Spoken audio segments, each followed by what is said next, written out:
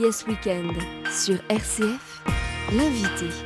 De retour dans votre magazine Yes Weekend sur RCF 41, numéro 1 à la radio le soir dans son émission C'est Coé sur une radio énergique. Je vous laisse deviner le nom.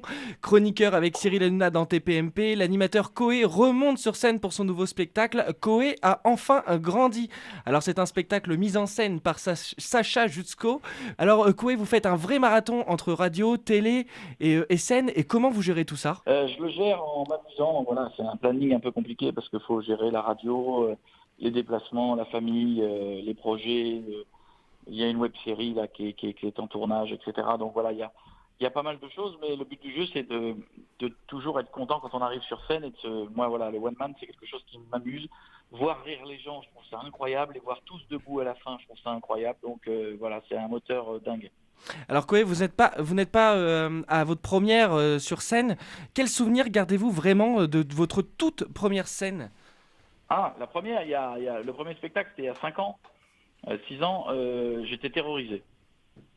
J'étais terrorisé et pas très bon. Mais parce que la peur était tellement là que je ne pensais qu'à mon texte et pas au reste, alors que maintenant, voilà, avec le nouveau spectacle, c'est magique, je sais que j'improvise, je sais qu'il y a des moments où je vais dans certaines directions, je reviens, je pars sur des sujets plus touchy, je m'amuse avec le public. Voilà, maintenant c'est devenu un truc facile. Alors est-ce qu'on peut dire qu'aujourd'hui il y a vraiment une vraie évolution entre le premier et celui que vous proposez maintenant ? Oui, ça n'a rien à voir. D'abord parce que l'histoire n'a rien à voir, et puis parce que dans le premier, je n'avais pas fait tous les thèmes. Je me disais, oh là là, il y a des trucs qui m'amusent encore plus. Donc là, je voulais faire un grand thème sur 50 nuances degrés pour rendre hommage aux femmes qui nous ont obligés à aller voir ce film.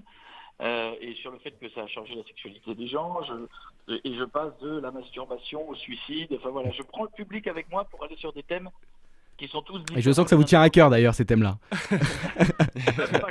Pas forcément, mais voilà, puis je reviens sur les enfants, etc. Parce que je voulais, j'avais encore en fait beaucoup de choses à dire après le premier. Vous savez, quand on fait un nouveau spectacle, on se dit est-ce que j'ai pas tout dit ? En fait, pas du tout. Oh là là, pas du tout. Mais il y aura des petits rappels par rapport au premier spectacle ou pas ? Est-ce qu'on parlera quand même un peu de votre enfance ou là on parle vraiment de votre vieillesse entre guillemets ? Non, j'en parle plus du tout, mais dans le premier spectacle, j'avais commencé à faire un truc sur les enfants en disant qu'on leur mentait tout le temps. Là, je fais une suite. D'accord, ok, ouais. Parce que effectivement, le domaine des enfants est un truc assez Donc là, inépuisable, donc je m'amuse avec ça. Là, c'est le Coé de maintenant du coup qu'on va avoir un peu plus, non ? Oui. Ouais, Là, c'est ça. J'ai fini la partie enfance. D'accord. Ça y est, c'était avant, ça fallait Mais faire le premier. vous êtes pas quand même toujours un peu un enfant quand même aujourd'hui quand on vous voit à la télé, à la radio, même sur scène toujours, vous avez un petit peu cet esprit un peu enfant quand même. Mais c'est ça qui est magique, c'est que vous vous amusez avec les gens et que vous allez loin, et que quand moi des fois je revois des vidéos internet ou même des choses sur ma chaîne YouTube, je me dis oh là là, mais on a fait ça. Bon voilà, mais c'est ça qui amuse les gens aussi. Bien sûr, oui. C'est qu'il y a une politique un peu partout, il y a des gens qui s'engueulent sur savoir pour qui ils vont voter dans un sens ou dans un autre. Et vous en avez parlé hier, j'ai entendu d'ailleurs. Oui, j'en parle, mais même sur scène, je me suis amusé à en parler un petit peu de la politique, mais dans le sens où je me moque un peu de tous les candidats. Et c'est vrai que ce que j'aime sur scène, c'est que d'un seul coup, c'est un endroit où pendant 1h30, les gens s'amusent et rient de tout, y compris des choses où à chaque fois quand je commence, j'entends des « Oh !» genre, il va pas oser faire ça. Et si.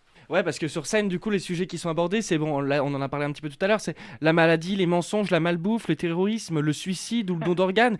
Mais pourquoi vous abordez tous ces thèmes qui sont un petit peu étranges quand même ? Parce que ça fait partie de la vie. Oui, c'est sûr. Parce que quand j'explique Comme la masturbation d'ailleurs. Mais oui, quand j'explique la masturbation, quand j'explique qu'on est les hôpitaux, notamment un passage à l'hôpital, parce que tout le monde est allé au moins une fois à l'hôpital ou même voir quelqu'un dans un hôpital, parce que le suicide, voilà, c'est ce que je dis dans le spectacle. Tout le monde, au moins, même une demi-seconde dans sa vie, s'est dit oh là là, je vais en finir, ça serait plus facile si. Et heureusement, les gens le font pas. Donc, c'était ça que je voulais. Je voulais continuer de creuser un peu tout ce qui faisait rire, ce qui faisait peur. Quand je fais un truc sur le terroriste et le terroriste qui a sa bombe qui marche pas et qui essaie d'appeler une hotline, voilà, je joue avec un thème où les gens ont un peu peur et se disent oh là là, mais de quoi il va parler, etc. J'aime un peu prendre tous ces thèmes-là qui, bizarrement, font partie de notre vie de tous les jours. Le titre du spectacle, c'est Coé a enfin grandi, c'est parce que vous vous sentez enfin apte à faire de la scène ? Non, non, vous comprendrez quand vous verrez, c'est que au début du spectacle, il y a un petit gamin qui parle, c'est moi quand j'avais 10 ans, et qui appelle une radio et qui lui dit qui dit à l'animateur qu'il aimerait faire de la radio, qu'il aimerait faire rire les gens, etc. Et le gars lui dit tu n'y arriveras jamais. Et à la fin du spectacle, cette fois-ci c'est moi qui ai grandi et c'est moi qui ai un micro et c'est moi qui suis à la radio. Et il y a un petit garçon de 10 ans qui m'appelle et qui me dit qu'il aimerait faire rire les gens et qu'il aimerait faire de la radio. Et donc la boucle est un peu bouclée. Alors pour savoir ce que je lui réponds, faut venir au spectacle. Voilà, et moi j'ai hâte. Alors vous, Koé, justement, on va dire entre guillemets, ce qui est un petit peu marrant, c'est par rapport aux autres humoristes, vous aimez bien faire des petites salles comme des grandes salles. Laquelle configuration vous préférez ? Ah, franchement, l'idéal, moi j'aime bien quand ça dépasse pas 400. J'ai déjà fait des 5000. Hein, Oui, le Palais des Sports, entre autres. Ouais, et puis même il n'y a pas longtemps, on était à Lille, là, c'était 1200 personnes. Bon, c'est génial, c'est très bien pour l'ego, ça fait beaucoup de bruit, mais moi ce que j'aime, c'est que les gens me voient bien et que moi je vois bien les gens. Et pour ça, rien ne vaut une plus petite salle parce qu'il y a un contact incroyable, parce que les gens ils ont l'impression que vous avez vraiment passé la soirée sur leurs genoux. Et voilà, et moi j'aime ce contexte-là parce que j'ai pas fait du one man pour le côté mégalo. Voilà, j'ai 1 million de gens qui m'écoutent le soir à la radio, j'ai 1,3 milliard de vues sur Internet, donc c'est pas tellement les chiffres moi c'est pas le défi qui me plaisait, c'était le défi de se dire je veux les voir rire et passer un moment incroyable avec eux. Et quand la salle elle est pas très grande, c'est ça qui est génial, c'est qu'on passe vraiment une soirée ensemble. Il y a une vraie interaction avec le public en fait, c'est ça ? Un petit peu comme Oui. sur Énergie d'ailleurs, avec le petit public que vous avez en Oui, studio. Oui, puis c'est ça, puis ça permet de retenir des prénoms à la fin, des fois à la fin du spectacle, je remercie 5 prénoms de gens qui sont dans la salle parce qu'à chaque fois j'en ai pris un. Quand je parle de 50 nuances degrés, je prends un couple. Quand je parle des enfants, je prends des gens qui ont des enfants. Quand je parle de la masturbation, bon bah voilà. Donc je m'amuse beaucoup avec ça. C'est vrai que c'est un plaisir pour moi, mais encore une fois, c'est pour ça que je l'ai fait le spectacle. C'était évidemment pour faire rire les gens, parce que je pense qu'il n'y a rien de pire que d'aller jouer un spectacle pas drôle. Moi, j'ai la chance d'avoir un spectacle qui est une bombe atomique, et avec dans toutes les villes que l'on a fait à chaque fois un accueil et un public debout tout le temps, et j'espère que Blois sera là. Bah, Bien sûr, évidemment, évidemment. Mais voilà, mais c'est vrai que c'est ça moi qui me plaît, c'est à la fin ne plus vouloir partir. Je trouve que quand la salle est trop grande et qu'on va voir un humoriste, c'est compliqué parce qu'on le voit pas entièrement, il est tout seul au milieu de la scène. J'ai pris du plaisir quand j'ai fait le Palais des Sports ou des grandes salles. C'est un plaisir, mais on le fera pas tous les jours. Ouais, bien sûr, bien sûr. En fait, vous voulez quand même rester extrêmement proche avec votre public. Un spectacle d'humour, je crois qu'il faut être proche des gens. Voilà, c'est pas un chanteur, c'est pas un groupe, c'est pas. C'est voilà. Koé. C'est très particulier parce que quand il faut voir la tête de l'humoriste, il faut voir les yeux, il faut voir les regards. C'est important, je pense. Alors Koé, justement, on va reparler un petit peu de votre succès. Alors vous, d'abord, les succès, c'est la télé, la radio, votre premier métier, la production. Et maintenant, pourquoi vouloir monter sur scène, prendre ce risque ? Parce que finalement, ça reste quand même un risque de se dire est-ce que ça va marcher, est-ce que ça va pas marcher ? Pourquoi vouloir absolument prendre ce risque et de monter sur scène ? C'est pas un risque, c'est plutôt de se dire si je l'avais pas fait, j'aurais été malheureux. J'avais pas envie de regarder les autres le faire à la télé et me dire oh là là, j'aurais été plus drôle qu'eux.